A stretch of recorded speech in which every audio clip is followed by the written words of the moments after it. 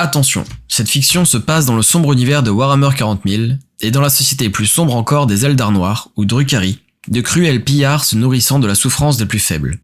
Il y est abordé de nombreux sujets sensibles, tels que la violence physique et psychologique, la torture et autres actes sadiques. Cette œuvre s'adresse donc à un public averti et adulte.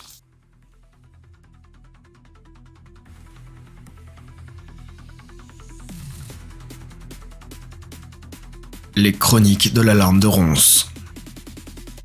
Épisode 5. Enchaînement. Lors du précédent épisode, Sherktan s'est enfoncé dans les dédales autour de la salle du crash, à la recherche des mandragores. À cause d'elle, il s'est perdu et a décidé de continuer d'explorer les lieux dans le noir complet, afin de les impressionner. Il a alors fait la terrible rencontre d'une chiméra qu'il a réussi à vaincre après un terrible combat. Malheureusement, celle-ci n'était pas seule.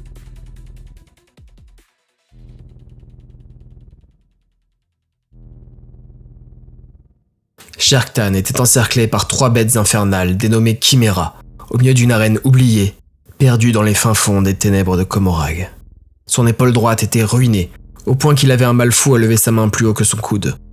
Il n'avait pas de grenade, pas de champ réfracteur ou de téléporteur, aucun gadget qui pouvait le sauver. Et il était seul.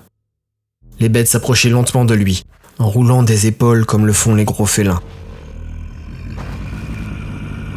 Ces bêtes avaient un corps sans peau, tous les muscles rouges striés de sang pleinement visibles. La tête était comme un crâne percé de dizaines d'yeux sombres. Sur leur dos, des tentacules osseux se terminaient par des dards, tout comme leur queue, semblables à celles des scorpions. Au niveau du poitrail, 2 petits bras, comme ceux qu'ont les mantes religieuses.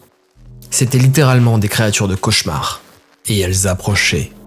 Celle juste en face de lui avançait très progressivement, à peine un pas lorsque Sherktan la regardait. Les 2 autres en profitaient pour le contourner de chaque côté. Elles étaient prudentes, elles avaient dû le voir tuer leur 4e congénère dans le noir, mais elles se préparaient à conclure leur chasse. Sherktan prit son pistolet en main.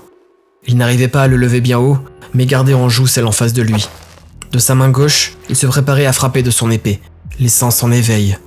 Il se savait en très grand danger, mais il n'avait pas peur, car la rage prenait le dessus sur toutes ses émotions.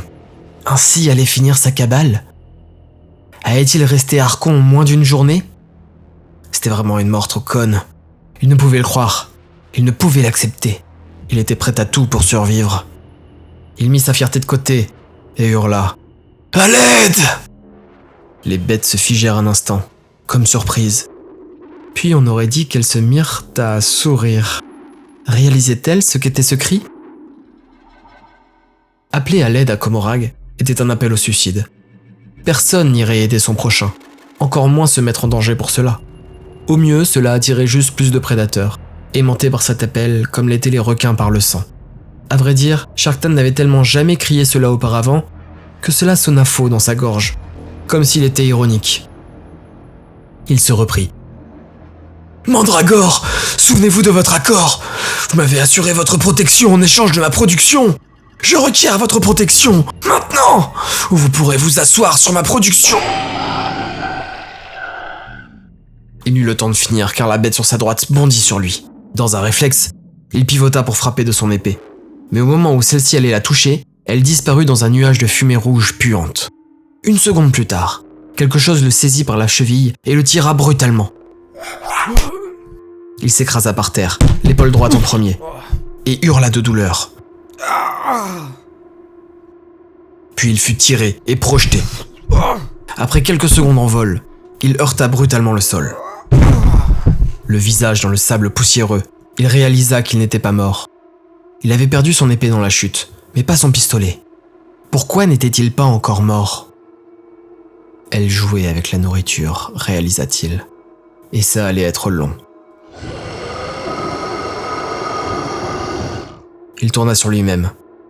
Elles avançaient calmement vers lui. Les 3 têtes osseuses le fixaient en souriant. C'était une vision affreuse, si affreuse que Sherk aurait préféré être aveugle. Il réalisa que c'était possible et usa de sa main droite pour attraper la lampe qu'il avait sur l'épaule. Il la décrocha et la jeta de toutes ses forces vers la gauche. Les bêtes regardèrent la bille de lumière disparaître au loin, puis posèrent à nouveau le regard sur Sherktan. Les ténèbres les avaient presque ravalés. Au moins, ainsi, il ne verra pas ce qui lui arrivera. Il avait toujours son pistolet dans la main. Il était quasiment allongé dessus. Le voyait-elle? Quitte à mourir, il en emporterait un maximum avec lui. À courte portée, le pistolet blaster était véritablement dévastateur. Peut-être avait-il même la puissance de tuer les trois en même temps, si elles étaient bien proches les unes des autres. Oui, il reprit espoir. Ça pouvait marcher. Il se tint prêt. Comme si les créatures pouvaient sentir son espoir renouvelé, elles se mirent à ralentir et se firent plus prudentes. Pire, elles recommencèrent à s'éloigner les unes des autres et à l'encercler. Shere Khan jura intérieurement. Malheureusement, ce changement d'émotion en lui confirma le ressenti des bêtes qui s'éloignèrent plus encore. Elle lisait dans ses pensées ou quoi? Il fallait trouver autre chose. Il avait encore la fiole d'essence d'agonie qu'il avait prise à Cosidrion, profondément cachée sous son armure. Peut-être pourrait-il, je ne sais pas, les asperger? Ou en boire pour empoisonner leur futur repas? Soudain, une rafale heurta le flanc de celui de gauche. Elle tomba en feulant un cri affreux. Celle immédiatement à côté d'elle se téléporta dans un nuage rouge, tandis que la troisième regarda dans la direction d'où provenait la rafale. Shere Khan fit de même. Dans la lumière bleutée de la lampe qu'il avait jetée au loin, il vit passer diverses silhouettes volantes. Aucune n'avait une forme humaine. Elles étaient toutes plus petites que lui, et volaient en tous sens. Il fronça les sourcils, perplexe. On aurait dit un mélange de missiles et de tronçonneuses? Des drones équipés de grosses lampes frontales et volant à vive allure. Ce nuage de petits robots volants fonça droit vers les chiméras. Celle touchée par la rafale tomba au sol en convulsant, tandis que l'autre grogna et disparut dans un nuage rougeâtre. Les objets volants passèrent au-dessus de lui dans un vrombissement strident, perçant les ténèbres de leurs phares. Ils poursuivaient les chiméras qui étaient réapparus une vingtaine de mètres plus loin et bondissaient aussi vite qu'elles le pouvaient. Dans l'un des éclats des phares, Shere Khan vit son épée dessicante par terre, au loin. Sans réfléchir, il se tourna et tenta de se lever, lorsqu'un crochet s'engouffra dans la plaie béante de son épaule droite. Il hurla de douleur, mais la chaîne qui était accrochée à ce crochet se tendit, et il fut soudain traîné sur le sol, et se tourna sur lui-même pour voir son assaillant. Il était attaché à un surf antigrave qui volait à vive allure et sur lequel se tenait un Drukhari casqué. Son visage n'était pas visible, totalement masqué par une sphère lisse sombre. Dans une main, il tenait 2 chaînes qui le maintenaient sur son surf, ainsi qu'une petite télécommande, et dans l'autre, un long fouet d'un vert sombre. Un neurocide, une arme très sophistiquée qui dérègle le sensorium de la victime, causant une douleur atroce en surchargeant le système nerveux de ce dernier. Shere Khan comprit à cet accoutrement qui était ce Deus Ex Machina, un Belluaire. Les Belluaires sont des Drukhari qui se spécialisent dans le dressage des bêtes les plus dangereuses de l'univers. Ils dirigent ces créatures terrifiantes dans les arènes ou lors des raids dans l'espace réel, afin d'offrir des spectacles de sauvagerie toujours plus fascinants pour les spectateurs Drukhari. Celui-ci devait être en chasse de nouvelles créatures terrifiantes pour remplir ses geôles, et traquer ces créatures d'une façon ou une autre. Shere Khan se faisait traîner par le surf antigrave, à très basse altitude, au point que ses jambes frottaient et rebondissaient sur le sol, le secouant en tous sens. Le crochet dans son épaule le transperçait et élargissait la plaie à chaque à-coup. Il avait toujours son pistolet en main, mais l'état de son épaule l'empêchait de contrôler son bras droit. Impossible de le relever et d'abattre son kidnappeur. Celui-ci jouait avec lui. Il s'amusait à monter brutalement et à redescendre pour le claquer au sol. Shere prenait la chaîne dans sa main gauche. Il tentait de sortir le crochet de sa plaie en plein vol, mais les à-coups constants l'empêchaient de pouvoir contrôler le mouvement. Ricanant, le Belluaire descendit brutalement son surf, et le visage de Shere heurta le sable, avant de remonter et de continuer de le secouer. Dans sa douleur, Shere eut le temps de réaliser qu'il volait vers son épée. Il se concentra et la vit au sol. D'un mouvement de sa jambe, il pivota sur lui-même et tendit le bras pour tenter de l'attraper. La douleur était terrible, les à-coups incessants. Sûrement dynamisé par sa propre souffrance et l'urgence de la situation, il réussit ce mouvement réflexe impossible pour une autre race inférieure. Il attrapa l'épée par la lame, mais le champ énergétique dessicant était heureusement éteint. Aussi n'eut-il pas d'autre blessure qu'une profonde entaille dans la main. Rebondissant toujours en tous sens, il observa devant lui. Le Belluaire et ses drones poursuivaient les chiméras tout en jouant avec lui. Il devait se libérer au plus vite, s'il ne voulait pas finir comme repas pour l'une des bêtes du Belluaire. Mais actuellement, les chances étaient pour le moins minces. Le surf antigrave fit un virage sec, et la chaîne tira une fois de trop dans sa plaie. Les os qui le soutenaient se brisèrent, et Sharktan se décrocha dans une explosion de chair. Il s'écrasa en roulant dans le sable, le flanc droit en ruine. Il fut de nouveau dans les ténèbres, si dense qu'il ne sut s'il était toujours conscient. Le souffle coupé, il tenta de se relever. Tout son flanc droit était un océan de douleur, et cela se propageait à son abdomen. Il se rendit compte qu'il avait perdu ses armes, et se mit à tâtonner tout autour de lui, avant de retrouver son épée, plantée en lui. Il mit du temps à réaliser qu'il s'était littéralement empalé sur sa propre arme. Le pommeau et une partie de la lame barbelée, osseuse, sortaient de sous sa cage thoracique. Son bras droit était sur le point de se détacher. Son visage devait être couvert de sang et de sable. Il toussa, crachant du sang, puis se mit à rire doucement. Tant de douleur en même temps, ça avait un côté euphorisant. Il se sentait aussi vivant que mourant à la fois. Il était assez difficile de comprendre le rapport avec la douleur qu'ont les Drukhari. Beaucoup d'entre eux s'auto-mutilaient. La plupart des armures des Kabbalites avaient leur intérieur couvert de crochets ou de lames de rasoir, par exemple. Et pourtant, ils ne s'exposaient pas volontairement aux tirs ou aux lames de leurs ennemis, et faisaient tout pour éviter de se faire capturer et torturer par un congénère sadique. C'est parce que la soif des Drukhari est pour la nouveauté et l'intensité. Or, on ne peut expérimenter en étant mort ou captif. On ne peut découvrir de nouvelles choses si on s'est trop abîmé. Là peut-être était la plus grande différence entre les Drukhari et les suivants de Slaanesh, le prince des excès. Slaanesh avait été créé par cette soif de nouveauté et d'excès des anciens Eldar. Il était le reflet de leurs désirs, tandis que les suivants du dieu sombre étaient le reflet des désirs de celui-ci, et l'assoiffé n'avait aucune limite mortelle, aucun instinct de conservation. Les Drukhari rêvaient d'expérimenter les plus extrêmes sensations, mais ils avaient peur de mourir. Ils savaient que ne pas expérimenter les tuerait tout autant. Aussi vivaient-ils dans cet équilibre instable et précaire. Ils expérimentaient par procuration, via leurs esclaves ou les spectacles, ou bien cherchaient-ils richesse et gloire pour se payer les services de puissants émoncules capables de le ressusciter. Mais la mort était le pire ennemi de tout Drukhari. Sharktan était d'ailleurs terrifié par l'imminence de sa propre mort. Mais cette terreur, ainsi que la douleur et l'intensité des violences qu'il subissait, le galvanisait tout autant. Une énergie équivalente à l'intensité de ce qu'il vivait l'infusait et le dynamisait. Aussi eut-il la présence d'esprit de se mettre à la recherche de son pistolet blaster. Dans le noir complet, et avec sa seule main capable, il se mit à tâtonner. Son corps en ruine ne répondait quasiment plus. Au loin, tout autour de lui, il voyait les lumières des drones qui tourbillonnaient. Elles semblaient avoir capturé une deuxième chiméra. Une lumière l'éclaira soudainement. Un drone fonçait vers lui. Cela lui permit de voir son pistolet blaster non loin au sol. À peine l'eut-il en main qu'il pivota et mit le drone en joue. C'est un assemblage étrange de 4 lames tronçonneuses reliées à un module antigrave avec réacteur. Et lui fonçait droit dessus. Les lames vrombissantes, bientôt suivies par un deuxième drone. Chaque tiraille fit exploser la machine. Il mit en joue le deuxième, une sorte de boule avec 2 tiges à l'avant. Mais il n'eut pas le temps de tirer qu'un arc électrique provenant de cette tige étrange le frappa avec la puissance de la foudre. Il fut projeté en arrière et se tortilla sous l'effet du courant qui parcourait ses nerfs.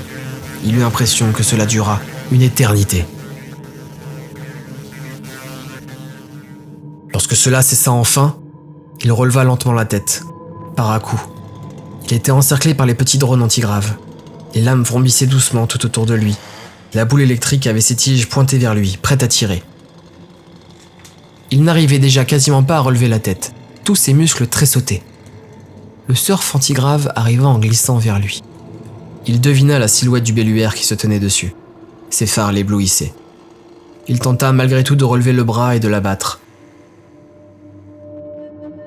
Malheureusement, le courant qui le parcourait encore l'empêchait d'avoir un mouvement vif et précis. Et alors que son poignet se relevait lentement, avec des à-coups, un fouet claqua dans l'air et lui lacéra l'avant-bras. Sharktan s'écroula sous cette énième douleur. Il y eut un rire. Malgré la déformation des haut-parleurs du casque, il reconnut une voix féminine. Ou plutôt, une voix de femme, car il n'y avait aucune féminité dans cette voix. Reste à terre, petite merde. Tu ne manques pas de vigueur, j'aime ça. Sharktan obéit avec plaisir. Il n'avait quasiment plus aucune énergie de toute façon. Qu'est-ce que tu fais ici tout seul dans le noir? T'es perdu, beau gosse? Sharktan sourit. Son visage avait encore des spasmes, et la douleur était si intense qu'il luttait pour ne pas perdre connaissance. Il tenta de parler. Et toi? Elle éclata d'un rire franc. Sharktan se demandait s'il n'était pas en train de tomber amoureux de cette tortionnaire. Une séance de torture poussée était parfois considérée comme des préliminaires amoureux dans la société tordue des Eldar noirs. Moi je chasse, imbécile, et je dois dire que tu as fait un très bon appât. Tu vois mon con, ces chiméras vivent dans le warp, et pour les capturer, faut les attirer dans l'espace réel. Le mieux, c'est de trouver un lieu proche d'une conjonction, et d'imaginer très fort ou de ressentir des choses intenses. Ça résonne dans le warp, et ça les attire comme un ver au bout d'un hameçon. J'imagine que c'est ce que t'as fait, bolos? T'as rêvé à des trucs, puis t'as eu très très peur? Ah ouais. Mais ça répond pas à ma question. Qu'est-ce que tu fais ici, tout seul? Shark retrouvait lentement ses capacités. Il savait que tenter de l'abattre signerait son arrêt de mort. Elle avait décidé de parler? Tant mieux. Il pourrait peut-être l'embobiner. Je suis l'Archon Sharktan de la cabale de la larme de ronce. Je suis ici pour passer un accord avec les mandragores qui vivent dans les ténèbres. Toi, Archon? Comment est? Tu me prends pour une truite? Elle est où ta cabale? Ils sont où tes copains?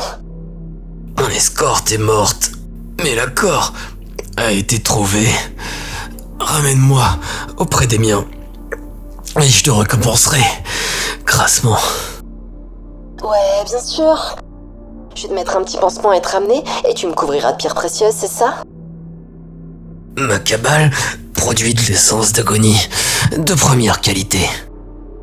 Elle soupira. Ah mais en fait, tu me ferais vraiment pour une esclave torche-cul ou quoi? C'est vexant. Sharktan rangea son pistolet dans son étui. Elle recula. Oh, tu fais quoi là? Attends, regarde, dit-il en continuant son geste. Il glissa ses doigts entre deux plaques d'armure défoncées. Il en sortit une petite fiole grise.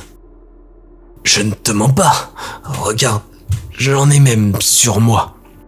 Le surf antigrave approcha. Shark fit un mouvement pour cacher la fiole. Non. D'abord tu me ramènes, puis je t'en donne. Elle rit à nouveau. Non mais toi t'as pas compris la situation là. T'as une épée dans le bide, t'es à moitié crevé. Je pense même pas te ramener pour te filer à bouffer à mes clébards. Mais t'as cru que t'étais en état de négocier? Elle s'approcha encore. Qu'est-ce qui m'empêche de te tuer, là, tout de suite, et de me servir sur ton cadavre? Et les ténèbres s'illuminèrent de flammes verdâtres, alors que des silhouettes fantomatiques couvertes de runes apparaissaient en tous sens. En moins d'une seconde, plusieurs drones explosèrent dans des boules de feu vertes. La belluaire recula brutalement en évitant des projectiles. Elle s'enfuit en trombe et fut bientôt à plusieurs dizaines de mètres en hauteur. Shark vit sa lumière s'éloigner dans les ténèbres sans demander son reste, disparaissant bientôt comme une étoile filante, immédiatement suivie par une dizaine de petits drones qui la suivaient. Ceux détruits lâchèrent quelques étincelles ou arcs électriques, mais bientôt les ténèbres reprirent leur royaume. Tout redevenait noir. Totalement noir. Les ténèbres. À moins que c'était parce que Sharktan était en train de perdre connaissance.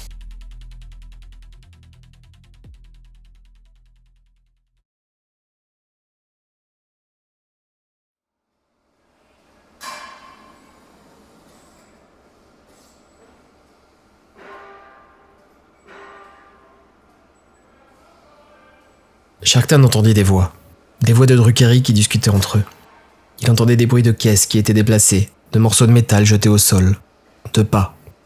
Il réalisa qu'il était allongé sur un sol moelleux, recouvert de tissu. Il bougea et la douleur le ramena brutalement à la réalité. Il tourna la tête, regarda autour de lui. Il y avait une très légère lumière qui provenait d'un couloir non loin. Dans cette pénombre, il distingua son bras à moitié arraché, son épaule en charpie, et le pommeau de son épée qui sortait de son ventre. Au-dessus de lui, des draps accrochés à un baldaquin luxueux. Il était dans un lit. Il regarda tout autour. Oui, c'était bien la toute première pièce qu'il avait explorée. Il était donc revenu auprès des siens. Mais comment? Il pivota ses jambes et usa de son bras valide pour se redresser. Il remarqua alors que quelqu'un était assis au bout du lit. Non, pas quelqu'un. Quelque chose. Une créature sombre, aux cheveux blancs, tombant sur une robe faite de peau écorchée. Il soupira, et son souffle se transforma en une brume glacée. Pas besoin de plus de luminosité pour comprendre ce qu'il attendait au bout du lit. « Alors, je suis finalement devenu une ombre ?» grimaça-t-il. La créature rit doucement. Tu ne seras jamais une ombre. Sherk t'attendit. Quand il fut certain qu'elle avait fini de parler, il demanda « Alors, pourquoi m'avoir sauvé ?» Tu nous appartiens. À nous. Pas à elle. J'aurais aimé que vous interveniez un peu plus tôt cependant. Il manquait un si beau spectacle. Sherk ne put réprimer un sourire.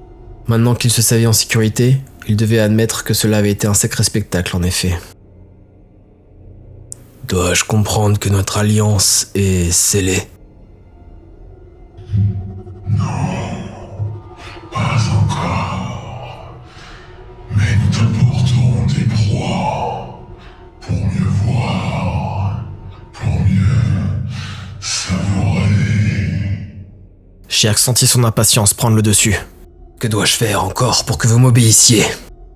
La créature se tourna vers lui brutalement. Son visage était un masque d'horreur pure. 2 yeux verts chargés de flammes le foudroyèrent, tandis que ses lèvres se fendirent, révélant des centaines de dents fines comme des seringues. Elle hurla. « Nous n'obéirons jamais. » Sherk ne put réprimer la terreur en lui. Il recula dans le lit. Il eut si peur qu'il crut perdre connaissance à nouveau. Il en oublia toute douleur. La complicité qu'il avait ressentie un instant lui avait fait oublier la dangerosité de ces créatures. Il s'inclina respectueusement en reprenant ses esprits. « Veuillez m'excuser. C'est une erreur de formulation. Je cherche à trouver un accord qui nous serait mutuellement bénéfique. Vous connaissez ces lieux comme personne. J'ai besoin de savoir s'il existe des passages vers le monde réel ou d'autres endroits de Komora. Et où sont-ils ? Ma cabale est encore fragile. Votre protection m'est indispensable. Que désirez-vous pour sceller cette alliance ? » Le visage monstrueux se dissipa et redevint une face noire informe. Il se tourna à nouveau, proposant son dos sombre couvert de runes au regard de l'archon ruiné. La fiole que tu as montrée. Sherk eut soudain peur de l'avoir perdue. Il l'avait en main avant l'attaque. Il chercha dans son armure, mais ne la trouva pas. Il balaya de la main dans le lit plongé dans les ténèbres. Ses doigts glissèrent sur les draps poussiéreux. Ils touchèrent enfin le petit flacon de cristal. À peine l'eut-il dans les mains qu'il le tendit vers la créature. « Vous le désirez ? Il est à vous en échange de votre accord. » Non. La bête ricana. « Alors quoi ? Je peux en faire plus. Avec votre aide, vous en aurez autant que vous le désirez. » Bois-le. Quoi ? Bois-le. Répéta-t-elle. Sherkton regarda le récipient. Il était encore quasiment plein. Il devait contenir entre 5 et 10 millilitres, mais 2 gouttes avaient suffi à projeter Gorfak dans des abysses de douleur. Et là, cela équivalait à des centaines de gouttes. Comment ça ? Tout d'un coup ? La créature hocha lentement la tête, tout en la tournant vers lui, tout en hochant, encore et encore, au point de se retourner totalement à 180 degrés. Elle avait un grand sourire. Bois-le. Et l'accord est scellé. Sherkton posa ses yeux à nouveau sur la petite fiole. En plus du danger de mort évident, et de la terreur qu'une telle douleur représentait, cela équivalait à énormément d'argent. Il pourrait acheter au moins un Venom avec ce qu'il restait de liquide. C'était un gâchis monumental. Sans parler du fait qu'il était déjà à l'article de la mort. Voir cela maintenant relevait du suicide. Il reva la tête et demanda « Maintenant ?» La créature avait disparu. Sherkton soupira, à moitié rassuré, à moitié dépité.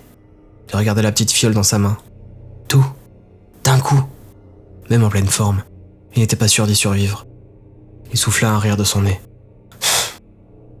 Sa curiosité Drukhari et sa soif d'expérience extrême reprit le dessus sur son instinct de survie.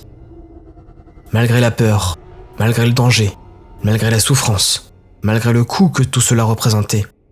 Il sentait une excitation grandir en lui. Une pensée qui se mit à supplanter la voix de la raison. Une pensée qui disait « Voilà qui promet une expérience intéressante. »